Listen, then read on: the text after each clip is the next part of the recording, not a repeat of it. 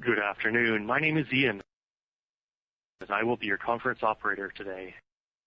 At this time, I would like to welcome everyone and placed on mute to prevent any background noise. After the speaker's remarks, there will be a question and answer session. At that time, if you would like to ask a question over the phone lines, please press star, then 1 on your telephone keypad. To withdraw your question, press the pound key. In the interest of time, please limit yourself to 1 question and 1 follow-up question. At this time, I would like to hand the call over to our speaker today, Brendan Frey from ICR. Please go ahead, sir. Thank you for joining us today to discuss Planet Fitness's second quarter 2020 earnings results. On today's call are Chris Rondo, Chief Executive Officer, Dorvin Lively, President, and Tom Fitzgerald, Chief Financial Officer. Following Chris and Tom's prepared remarks, we will open the call up for questions. I would like to remind you that certain statements we will make in this presentation are forward-looking statements. These forward-looking statements reflect Planet Fitness's judgment and analysis only as of today, and actual results may differ materially from current expectations based on a number of factors affecting Planet Fitness's business. Accordingly, you should not place undue reliance on these forward-looking statements. For a more thorough discussion of the risks and uncertainties associated with the forward-looking statements to be made in this conference call and webcast, we refer you to the disclaimer regarding forward-looking statements included in our second quarter 2020 earnings release, which was furnished to the SEC today on Form 8-K, as well as our filings with the SEC referenced in that disclaimer. We do not undertake any obligation to update or alter any forward-looking statements, whether a result of new information, future events, or otherwise. In addition, the company may refer to certain adjusted non-GAAP metrics on this call. Explanation of these metrics can be found in the earnings release filed earlier today. With that, I'll turn the call over to Chris Rondo, Chief Executive Officer of Planet Fitness. Chris? Thank you, Brendan, and thank you everyone for joining us today. Before we share our Q2 results, I want to express my sincere appreciation to our dedicated employees on the front lines of our stores, at our corporate headquarters, and our franchisees for how they have supported our business and our members during this unprecedented time. COVID-19 pandemic continues to present challenges for our business. As we previously communicated, in mid-March, we temporarily closed all of our stores due to health and safety of our employees, members, and communities we serve. As we plan for successfully reopening our stores, we enlisted global medical expertise and worked closely with franchisees to develop a robust COVID-19 operations playbook that outlines enhanced safety and sanitization policies and procedures. This includes measures such as personal protective equipment for all staff, enhanced cleaning efforts using disinfectant on the EPA list as effective against COVID-19, touchless check-in, physical distancing measures whereby certain pieces of equipment are marked out of use to ensure additional space between members, and much more. More recently, as a leader in the industry, we took additional steps and implemented a standard universal mask policy requiring everyone to wear a mask inside of our stores except while actively working out, and in accordance with the local and state restrictions. We'll continue to proceed cautiously until there is greater certainty on when conditions will return to normal. For the 1,490 stores that were open by the end of the second quarter, overall joins outpaced prior year levels even as we executed reduced levels of local and national advertising, nearly offsetting total cancels for the period. As a result, we only saw a modest decline in membership across our open stores through the end of June. The number of visits per store continued to climb consistently across stores the longer they were open, with visits in some stores reaching levels comparable to prior year period. Upon reopening our stores in early May, we had approximately 15.4 million members. At the end of the quarter, total membership was down a little over 1% to 15.2 million. As the third quarter got underway and consumer sentiment began to shift with the uptick of COVID-19 cases across the country, we are seeing a pent-up demand taper off and joins starting to stabilize as clubs have been open longer. For July, joins have been generally flat to prior year, except when we were up against the July sale period. At the same time, we also saw an uptick in cancels, with much of the increase concentrated in states that experienced a resurgence of COVID-19. Usage has remained strong, particularly in stores open the longest. After growing consistently each week, usage has plateaued at about 60% average compared to prior year. To date, we have 1,477 stores open in 46 states, D.C., 5 provinces in Canada, and Australia. 1,426 of these stores are franchisee locations and 51 are corporately owned stores. Total membership is now 14.8 million, a 4% decrease from the 15.5 million members we ended with Q1. We continue to focus our marketing efforts on the robust cleaning and sanitization policies and procedures to instill confidence and reassurance that Planet Fitness is doing everything we can to keep our employees and members safe. Supporting and engaging members in their fitness journeys both in our stores and at home also remains a top priority for us. We continue to host free live United We Move workouts on Facebook, which have been extremely well received, totaling more than 20 million views from 36 countries around the world. In the quarter, we also accelerated our digital offerings on Planet Fitness mobile app with our recent partnership with iFit, a leader in streaming home workouts and a pioneer in interactive connected fitness. We continue to see encouraging usage of our iFit digital content, which is enabling a new avenue for us to engage with existing and prospective members and helping to inform our long-term digital strategy. In fact, 24% of Planet Fitness digital content users were not existing members. Our accelerated digital strategy, while still in its early stages, is proving to be a great engagement tool for existing members and for potentially acquiring new members. Adoption of our mobile app was at an all-time high in Q2, with nearly 60% of our new joiners downloading the app in the quarter. During the month of June, we saw more in-app joins than during January 2020, which is pretty remarkable given January is our busiest new member sign-up period and was prior to COVID when 100% of our stores were open. We also recently released new features and functionality, including in-app messaging, allowing us to communicate to our members via the app, and a crowd meter, which gives members the ability to check the capacity of their club before they get to the gym. We believe this is particularly reassuring to members who may want to work out in less busy times. The overall health of our franchisees remains a top priority for us.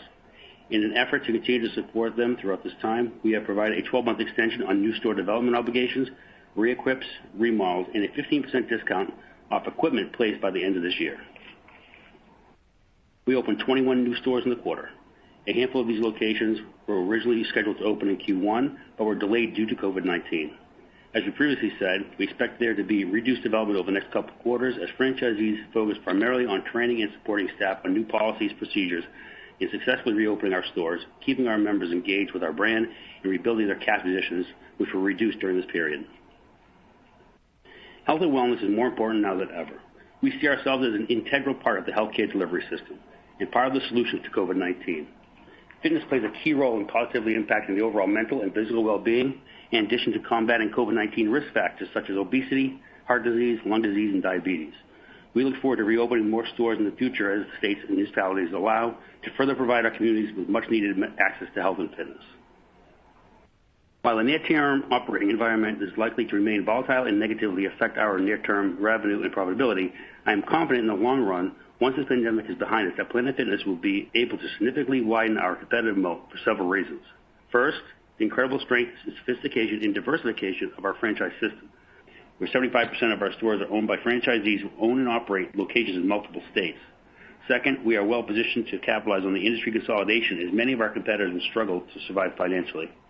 Third, the real estate market will be even more attractive in terms of availability of prime locations and lower rent costs and enhanced landlord incentives for our system, because not many brands will be adding hundreds of locations in the coming years.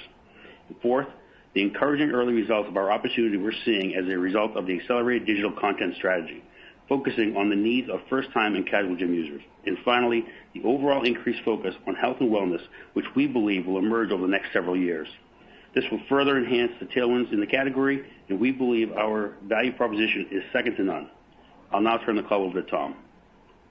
Thanks, Chris, and good afternoon, everyone. As we outlined in our Q1 call in May, and as Chris just discussed, COVID-19 has significantly disrupted our business. With the health and safety of our members and employees as our primary focus, we temporarily closed all Planet Fitness locations in mid-March.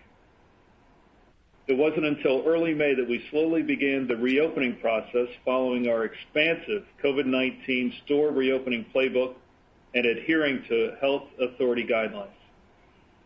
As we mentioned on our Q1 call, 1,875 of our 2,039 stores drafted monthly membership dues in March and then closed shortly thereafter. Those members who were drafted and collected in March had a 30-day credit to utilize once their home store reopened. I'm going to walk through how this dynamic, among others, shaped our results and then provide color by segment. For the second quarter, total revenue was $40.2 million compared to $181.7 million in the prior year period. The biggest driver of our Q2 top and bottom line was the decline in royalty revenue and corporate store revenue related to monthly membership dues that weren't collected as the result of our decision to freeze member accounts while stores were closed due to COVID-19. To be more specific, there were 297 stores that drafted in May and 1,357 that drafted in June. However, due to the issued credits, only 3 stores had a full draft in May and 340 had a full draft in June.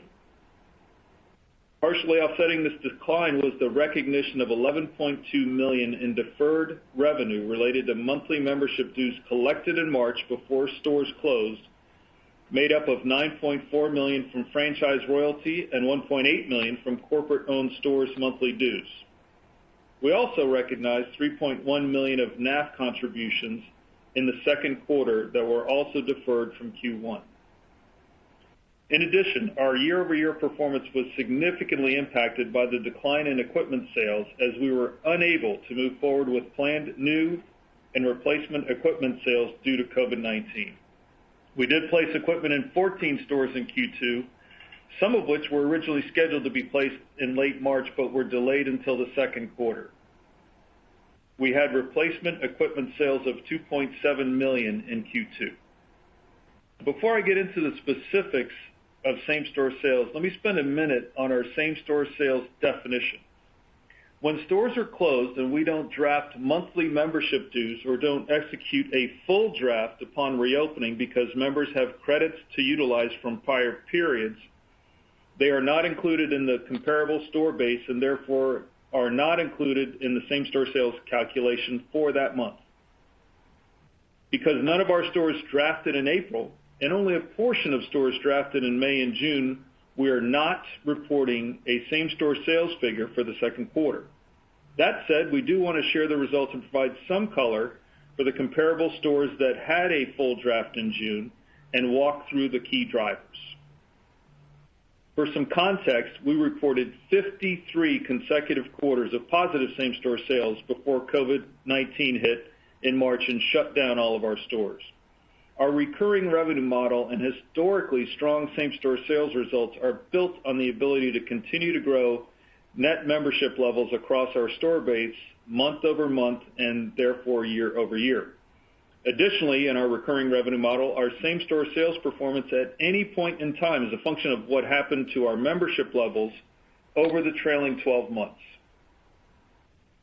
The way our recurring revenue model works is that if the net membership growth rate per store in the current period falls below the growth rate for net membership per store in the same period last year, then our same-store sales will grow at a slower rate and could even decline.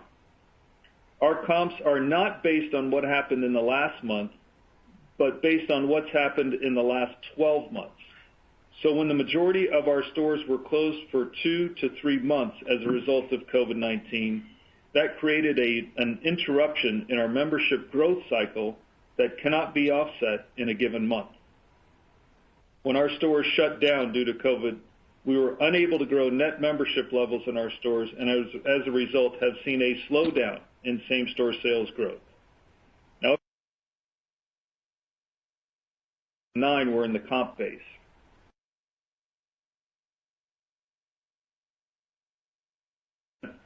With approximately 80%. For comparison purposes, these stores delivered same-store sales growth of 9.3% in Q1 of this year,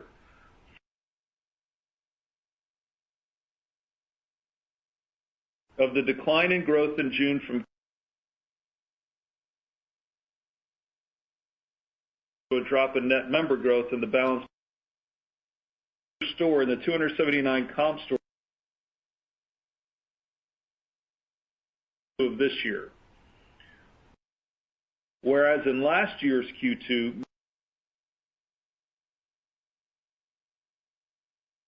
members, approximately 400 basis points of the difference in comp comp performance compared with the first quarter was due to the decline in Black Card penetration, which we attribute to the fact that we were unable to repeat a Black Card national promotion in mid-March due to the COVID store closures. Our system-wide Black Card penetration rate in Q2 was 61.1%, a 40 basis point decrease compared to the prior year period, while in Q1 we saw a 30 basis point improvement year over year. As Chris discussed, across the 1,490 stores that were open by the end of the second quarter, membership levels remained relatively flat at the end of the second quarter versus the membership levels when the stores reopened. Joins over-indexed compared to prior year due to overall demand early on after reopening, and cancels also indexed higher than the prior year. However, since mid-June, the combination of the resurgence of COVID-19 and corresponding media coverage and increased consumer concerns in general regarding the virus, joins are now in line with prior year levels for stores that have reopened, and cancels have continued to index above prior year. Moving on to a review of our segment revenue results, franchise segment revenue was $1 million in the prior year period. Let me break down the components. First, royalty revenue, which consists of royalties on monthly membership dues and annual membership fees, was $14.9 million compared to $48.9 million. Of revenue includes $9.4 million of deferred revenue recognized from the March draft from stores that were and reopened during the quarter. The average royalty rate for the second quarter for the stores that drafted was 6.4% in the same period last year, at higher royalty rates compared to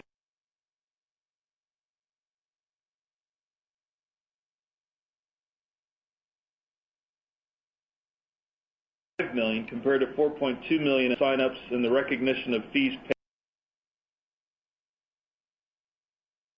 Transfer of existing stores processing dues.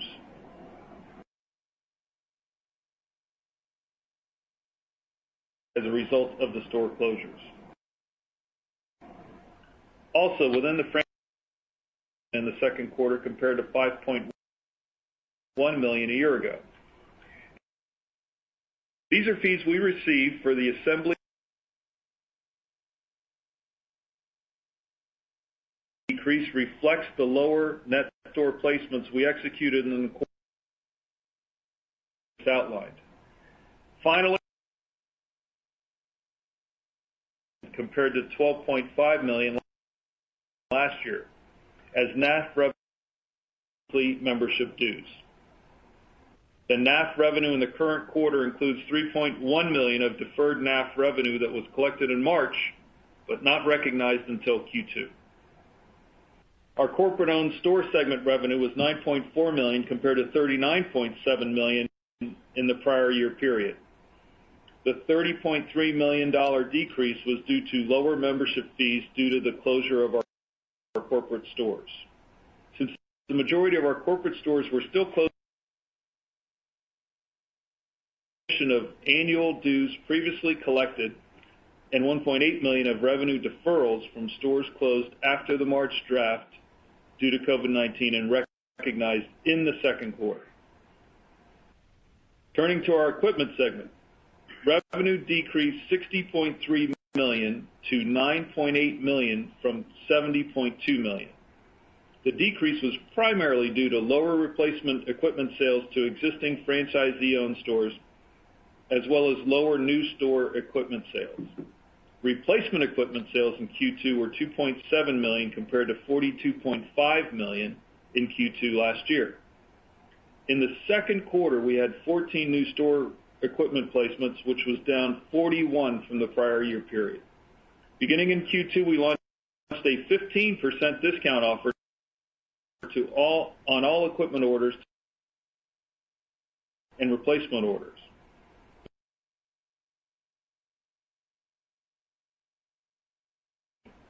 included in the additional discount. Relates to direct cost of equipment sales to new and existing franchise-owned stores amounted to a decrease of 84.4%, in line with the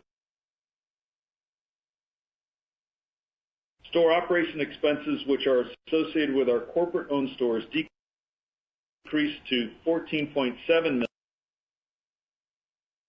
primarily driven by cost-saving measures taken while stores are closed, including lower payroll, marketing, and operating expenses, partially offset by higher occupancy expense associated with the 7 new stores opened and 16 stores acquired since the end of the first quarter of last year.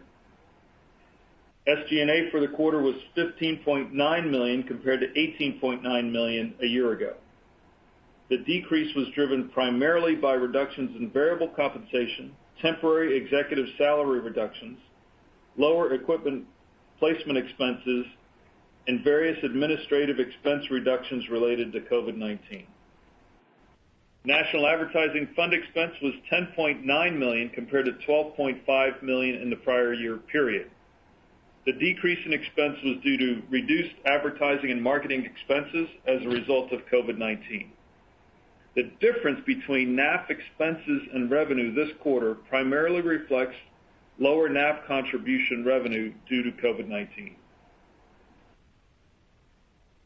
Adjusted Ebitda, which is defined as net income before interest, taxes, depreciation, and amortization, adjusted for the impact of certain non-cash and other items that are not considered in the evaluation of ongoing operating performance, was a loss of $9.3 million compared to earnings of $76.5 million in the prior year period. Included in this quarter's adjusted Ebitda is approximately $14.3 million related to the recognition of deferred revenue previously discussed. A reconciliation of adjusted Ebitda to GAAP net income or loss can also be found in the earnings release. By segment, franchise adjusted Ebitda was $3.6 million, corporate store adjusted Ebitda was negative $5.9 million, and equipment adjusted Ebitda was $1.3 million. Adjusted net loss was $27.9 million, down $70.0 million from a year ago, and adjusted net loss per diluted share was 32 cents, a decrease of 77 cents per diluted share. Now turning to the balance sheet. As of June 30, 2020, we had cash and cash equivalents of $423.6 million compared to $547.5 million on March 31, 2020. In addition, we ended the quarter with $86.4 million of restricted cash compared to $63.2 million at the end of Q1. Based on the current situation and our focus on preserving liquidity, we announced in March that we were halting our share repurchase activity for the time being. We also took additional measures to reduce our monthly cash burn, including the previously announced compensation reductions for our leadership team and our board of directors. Total long-term debt, excluding deferred financing costs, was $1.80 billion as of June 30, 2020, consisting of our 3 tranches of securitized debt and $75 million of variable funding notes. Our securitized debt structure is covenant light. We have 2 maintenance covenants, a debt service coverage ratio, and a total systems sales threshold. These are both tested quarterly, calculated on a trailing 12-month basis, and reported on a roughly 2-month lag. In our most recent debt covenant reporting period of June 5th, 2020, we had a 120% and a 170% cushion to the first triggering event for our debt service coverage ratio and system-wide sales covenant, respectively. Similar to our liquidity position, we believe we have sufficient headroom for our 2 maintenance covenants. Given the uncertainty surrounding the evolving nature of the pandemic, we are continuing to refrain from providing guidance. While the near term is difficult to predict, we believe that in the longer term, our business will be well positioned to widen our competitive moat and create value for our shareholders and our stakeholders. I'll now turn the call back to the operator for questions. At this time, if you would like to ask a question over the phone lines, please press star then 1 on your telephone keypad. As a reminder, please limit yourself to 1 question and 1 follow-up question for the sake of time. We will now pause for a moment to compile the Q&A roster. Your first question comes from line of Jonathan Komp of Baird. Your line is open. Yeah, hi, thank you. I want to just ask firstly the recent trend you highlighted in the membership with more of the headlines impacting the business in July here. Just curious to get your thoughts. Any perspective on whether what you've seen in July, you have reason to think it might continue here in the short term? And when you think about marketing plans in the second half, is there any plans that you have in place that you think could really restart the new joins and the trend there that you're seeing? Sure, John. Yeah, this is Chris. So as you know, the billing date for our members is the 17th of the month, and we started opening up beginning of May, and most of these clubs did have a month credit. So we started billing a good portion of our members in June 17th would have been the first go-around of a smaller number, and then the larger bill date would have been July 17th. So after that June 17th billing, we begin to see that spike. And we've seen even historically, forever, in and around bill dates before and slightly a few days after cancellations spike around that. So, there's a lot of noise because also it was the same timing around the California re-shut down, Arizona re-shut down, and then the news and the surging states. So a lot of noise was going on. But based on what we see, we definitely think that there's more to do with billing cycles and the, kicking in and restarting of the billing of the members. So we had the June 17th, then the July 1st annual fee, then July 17th billing, which is a big chunk of clubs of that 1,400, which we believe is driving most of those cancellations that we saw come through. As far as, and also in July last year, we had an annual sale in the first week of July, which didn't occur this year. So to your marketing question, as now we have 3/4 of the stores open, hopefully the next 500 or so will get the green light, shortly, which time will tell, and it's very fluid at this point on those. That the second half of the year, as we're collecting the NAF again, which is the 2% on EFT, we're lining up to probably start the first national sale come September.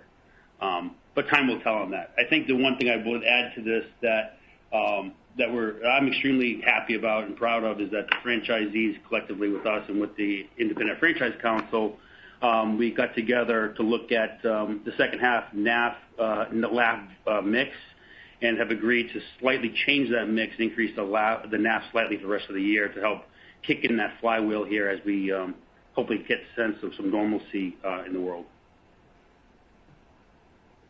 Okay, that's great. And maybe just one broader question on the health of the system. I know you certainly mentioned the potential to see consolidation across the industry. When you think of your system, and we can see that pressure on your own company segment, just any perspective on the pressure that your franchisee base is feeling today, and any updated statistics you can share around the health of the system within the Planet system? Sure. Yeah, I'll go quickly on the competition side and then let Tom fill in on the. We're doing franchise business reviews with all the franchisees now, where we're going through them as we speak here. So we got some good financials and updates there. But yeah, competition. Besides the ones that everybody probably on the phone has heard between the Gold's Gym and the 24-Hour Fitness, there's definitely there's almost now about 40,000 different independent gyms out there that you don't see the mom and pops or hear about them at the national level of closures and not reopening. And we have franchisees in most markets now, even some corporate stores that have been reached out by a competitor that just decided not to open. So there's going to be, I think, probably a 6 or 12 month timing of which people either going to try to open or just not reopen, just based on the financial standpoint. So I think there's definitely some opportunity there for us from a Planet Fitness system for sure in that world. But Tom can probably fill in on the franchise business reviews. Yeah. Hey, John. So as Chris said, we've been in touch with our franchisees, as we said all along, but more recently doing franchise business reviews, as we call them, but also reaching out in certain situations, like in California, where the gyms closed and talking to all those franchisees who are affected. And I think we're fortunate in, as Chris said in his prepared remarks, 75% of our stores, our franchise stores, are owned by franchisees who operate in more than one state. So they're geographically diversified, so that if they do have some stores in one state that are closed, they may have stores in other states that are open to help sort of with the economic pressure. And I think the only other thing I'd add is we've talked about before. We've been in touch with lenders and through these franchise business reviews to the extent that a franchisee had really a modest amount of debt from a leverage standpoint, but given the store closures caused those debt levels to increase when they would have otherwise still remained modest. The lenders across the board have said they are being accommodating. We've talked to them directly, as I said, and the franchisees are obviously in touch with them. And for the most part, they're waiving as long as the stores are closed, and then they're going to revisit the metrics upon reopening, which the franchisees share with them for their own stores. And so we feel like they're going to come out of this, thankfully, in good shape. And as we said, no one through all of these discussions has raised their hand and said, I need financial help, or I don't think I can make it. So they're all financially sound, working with lenders who are being accommodating.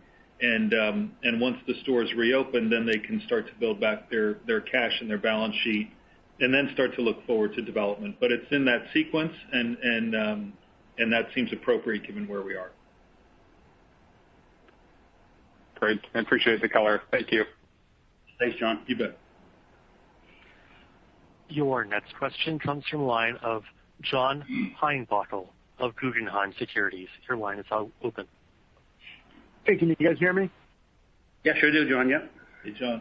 Hey, so Chris, let me start with if you look at the 600,000 or 700,000 reduction in members from where you were in the 1Q, have you been able to parse out demographically, right, how that breaks out among your key demographic groups, and then geographically, and is there anything to learn from that?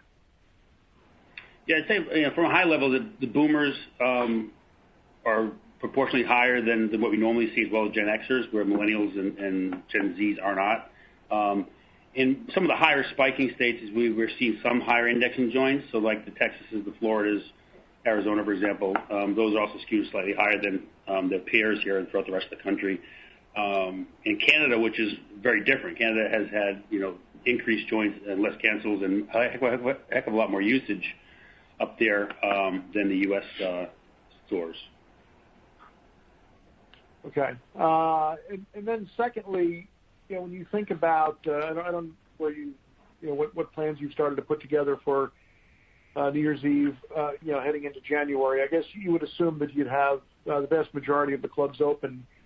What's your early thought on how you attack, your typical busy join season? And is that more? What's more the focus this year? The joins, or trying to limit the cancellations in your marketing? Yeah, I mean, cancels first and foremost. We got to make sure people start using the club. I mean, the reason for cancellation is generally people aren't using the workouts or facilities. So we want to make sure that people begin to work out and get some benefit there for sure. But I think driving demand is definitely going to be a big piece of what we need to do. But I guess the question on the demand piece, which we're seeing here from customer sentiment, that a lot of it's going to be reassurance as opposed to strictly, a dollar down. That we're clean, that their members are going to be safe. And all the surveys we've done so far on our side have shown that people are extremely happy with everything we've put in place, and employees as well.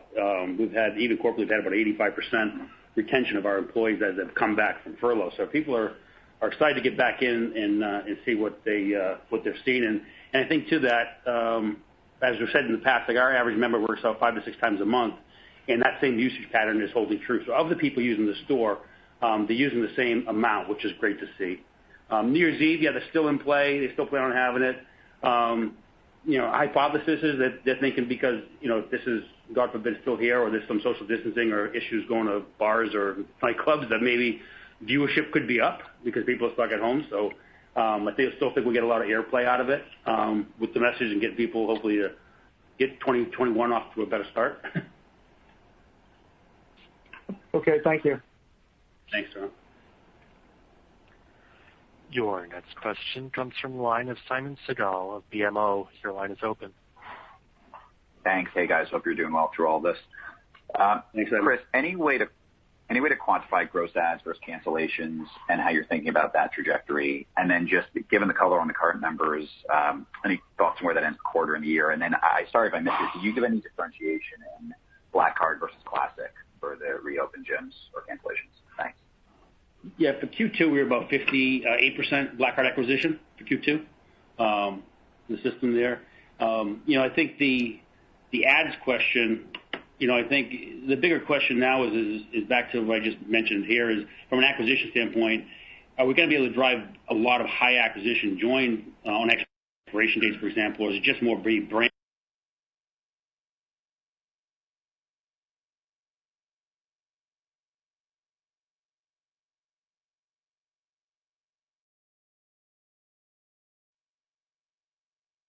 Starting that, the longer that they're probably closed, it'll be interesting to see what happens with that. These stores now, if they opened, the stores in North Carolina, for example, if they open tomorrow, they're not billing their first bill cycle till September.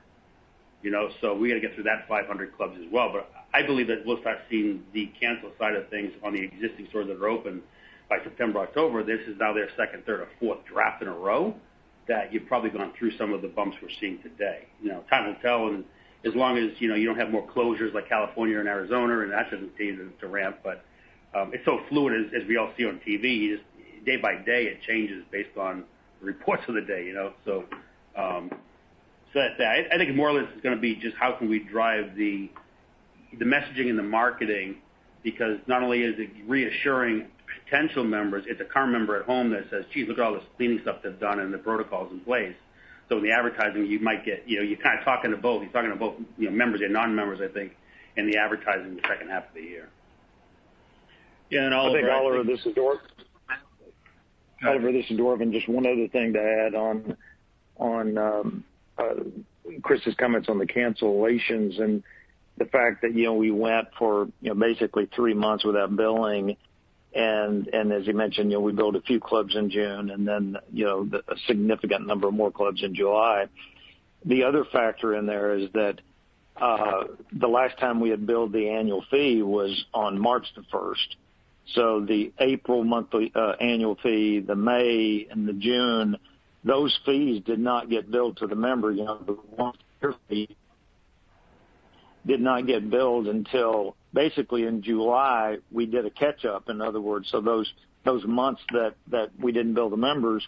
So you had a lot of members that got billed their annual fee for the first time, in over a year, because they didn't get their April, May, and June annual fee. So there's always been historically a higher spike of cancels around an annual fee time period.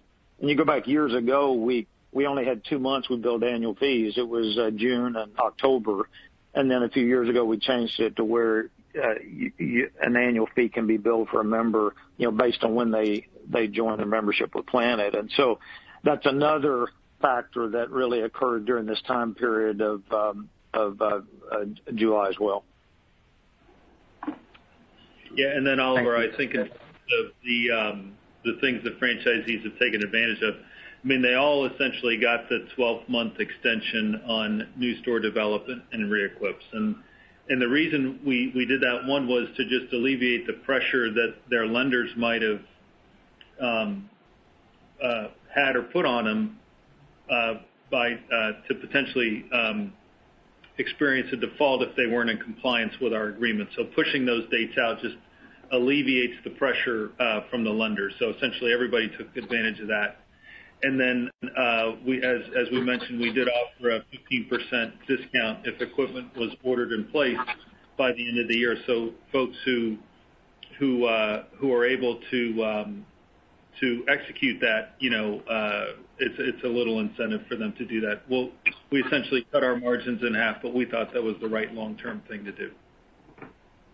Got it. A quick follow-up, the Black Card penetration going forward, should we expect that to be a headwind to the comp when we do year over year?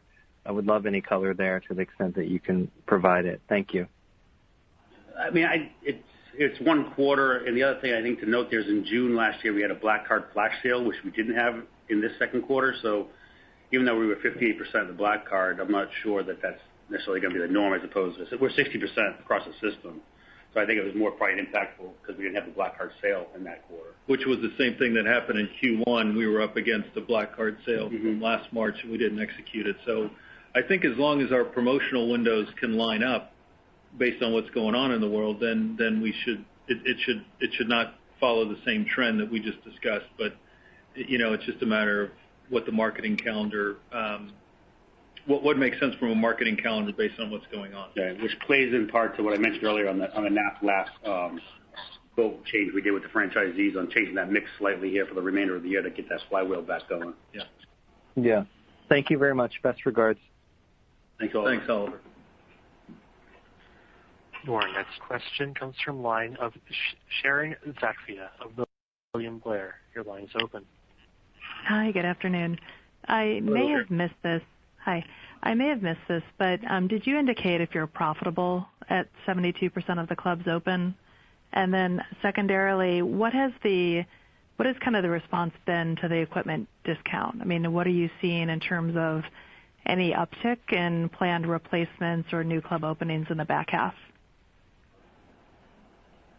So Sharon, I'm going to make sure I understand the first part of the question. When you say are we profitable, do you mean across the stores that are reopened, are they now profitable? Is that what you're?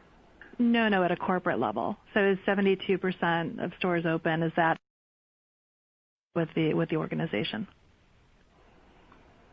From an Ebitda standpoint, we were negative. So I'm not sure if that. No, I'm asking as of July. So in July, I think you indicated you have 72% of stores open at this point. So I'm just wondering, at that level, I mean, I understand the June quarter, but at the current run rate, are you profitable? I'm with it, yes. Okay. At that level, we would be profitable. Sorry about that. I misunderstood. No, that's okay. No problem. And yeah, from an equipment standpoint, it's hard to understand what would have been because as things have evolved, franchisees, new store development, and Dorvin, feel free to add, has shifted as well, based on whether whether a state has remained closed or in a couple of cases has reclosed. So, but we believe that at the end of the day, we'll do more placements. We'll make a little less money than we would have otherwise, and probably end up being margin dollar neutral to what would have been without the incentive.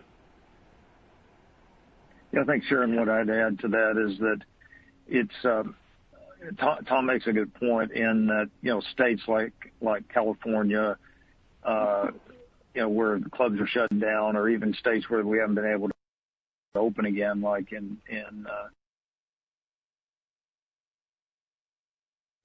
North Carolina as an example. Those franchisees are being very cautious about going out and starting construction on a brand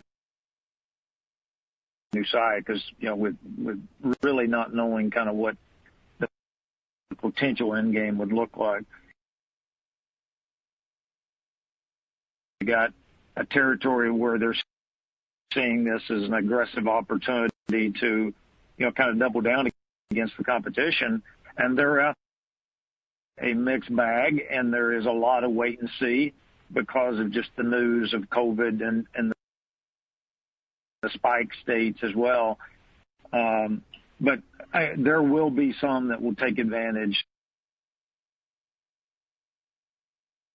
Thank you. Thanks, Sharon. Your next question comes from line of John Evenko of J.P. Morgan. Your line is open. Hi, thank you. And I apologize if I missed this.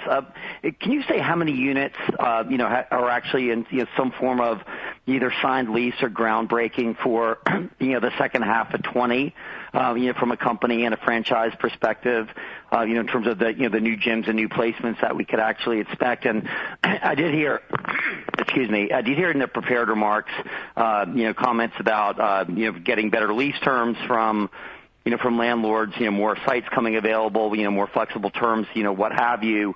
I guess what do you think, is in terms of what's happened to the near-term market opportunity? And I know it's a really hard question, but, assuming that, and I think a lot of people, kind of think we get a vaccine at some point by, early 21, mid 21, maybe at the latest.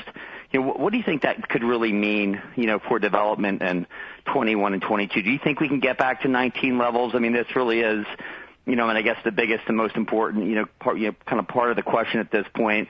What the overall, kind of appetite, is for opening stores. I guess as making the assumption that you believe, that proposition is true.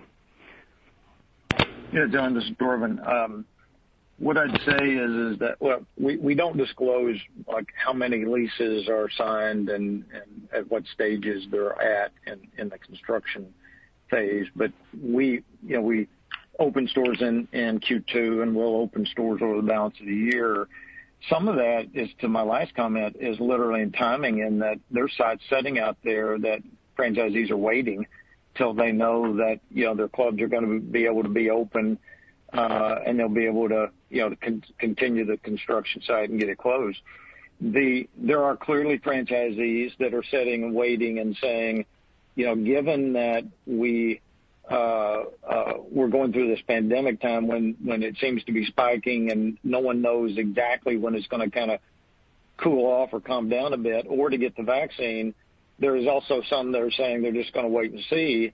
And some of that, quite frankly, is to build back up their cash reserves. I mean, if you go through a period of 3-4 months or in longer for close to 600 stores are closed, they're going to take a time period to try to build back some of their cash reserves before they start really, plowing back into it in a big way.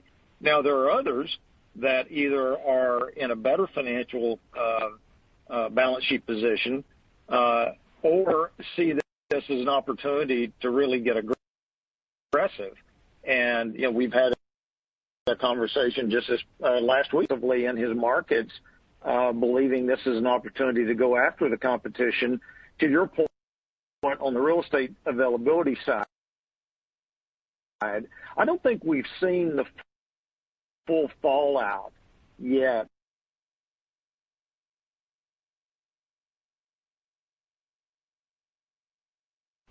The franchisee and their real estate teams, and will be a lot more space available. And I think Tom may have made a comment in his remarks a little bit ago that, one of the issues at the moment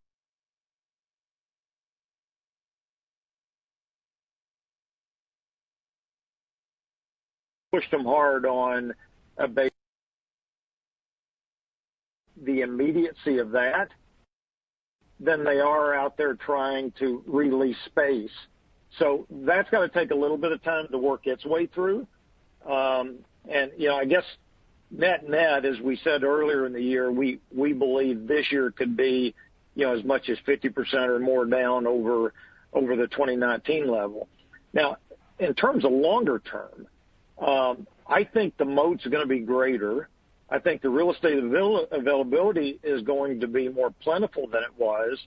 And I believe our franchisees will be just as aggressive at building as they had been in the past. The only question is how long does it take to get there? And that's just really, at this point, John, it's just still too much of an unknown. Yes, I understood. I certainly at least wanted to hear your perspective on that, which is very helpful. And in terms of some of the new gym performance, some of the gyms that did open, for example, in the second quarter and maybe into the third, what is the performance of attracting new members to new gyms? which I would imagine would be kind of a very different proposition than basically maintaining existing members at existing gyms. Dorvin, you want to take that? I'll take that. Yeah. So earlier in the year, our stores that we opened up were performing just in line with the way stores had performed in the past. Typical average store, how it opened up in its first month, second month, third month, et cetera, was doing very similar to the past. Once we got into the pandemic and then all stores closed, you had an impact not only from stores that were going through pre-sale, because that's a big deal for us. You've heard us talk about, we typically open a gym with over 1,000 members, when the gym opens, and then, it starts to ramp up for that. And so when you throw the pandemic in during a time period of where you're in the middle of a pre-sale and you maybe can't even finish it, close down, then you open back up, you didn't really get kind of that initial bump. And then you've got the issue of just the virus and the pandemic. So there's clearly been a bit of a slower pace on ramping post-COVID. And that really doesn't concern us in a big way, particularly because earlier in the year, we were seeing our performance of our business similar to the past. So I think it still comes back to a lot of the comments that we've been talking about, and that is that there's still demand out there. There's still people that want to join the gym. There's a hesitancy, for workouts. So workouts have been down, as Chris talked about earlier, but we don't see that as a detriment to our overall four-wall store model. Thank you. Yeah, thanks, John. Thanks, John. Your next question comes from the line of Joe Altobello of Raymond James. Your line is open. Thanks. Hey, guys. Good afternoon. So first question, I want to go back to usage for a second. You mentioned that the average across the store base that's open is about 60%, but I think you mentioned that some stores are actually approaching usage levels that you saw at this time last year. I'm just curious, what's the key difference or differences in those stores that are approaching 100% usage index? Is it largely geography? Are these more rural stores? Is it the average age of members within those stores? Is there something unusual about those stores where the usage index is about 100% of last year? Yeah, those were actually the earlier stores that opened up. So there's definitely a key piece is the longer they've been open, and in most cases, the longer ones have been open are also the ones that the states are less, I guess, full of COVID. So the people have less angst. So those clubs definitely, the longer they were open, we're getting up into that 80 plus, and some are actually almost on par with last year.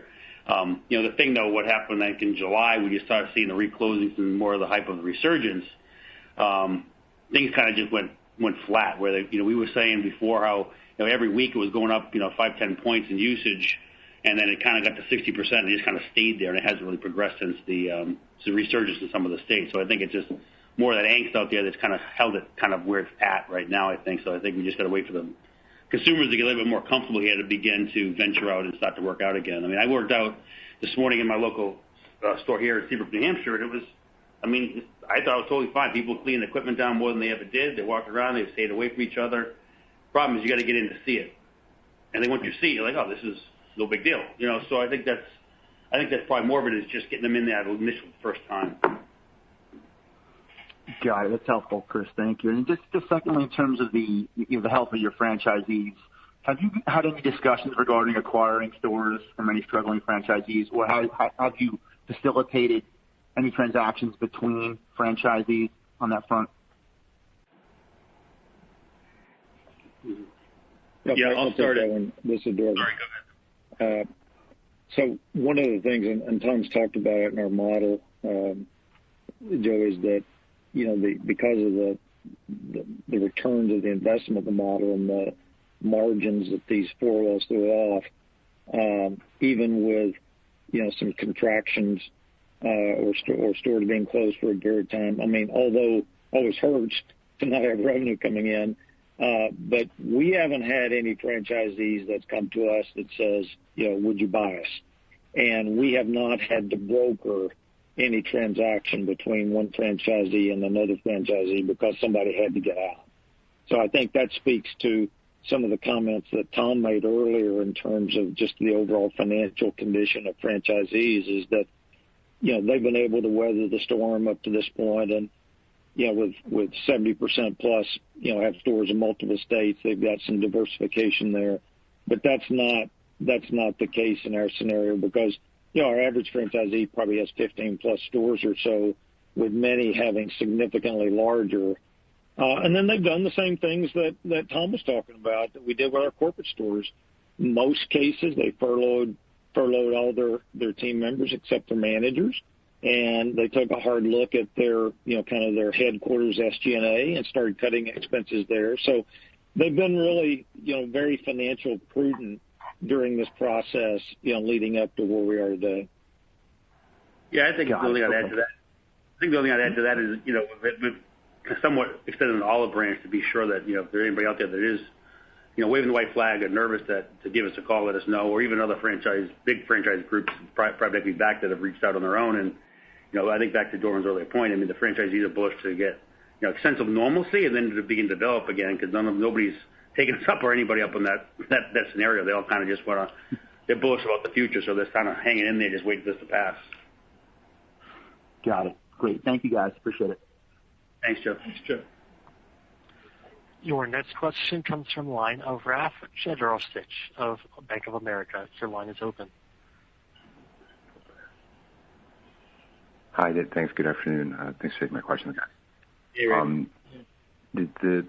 The first question I have is just, can you just remind us, I know you're providing a 12-month extension for the club opening requirements and the replacement equipment. Can you just remind us of the commitments that your franchisees have over the next couple of years as you look a little bit further out in terms of what's in the ADA pipeline that they're committed to? Yeah, Rafe, this is Dorvin.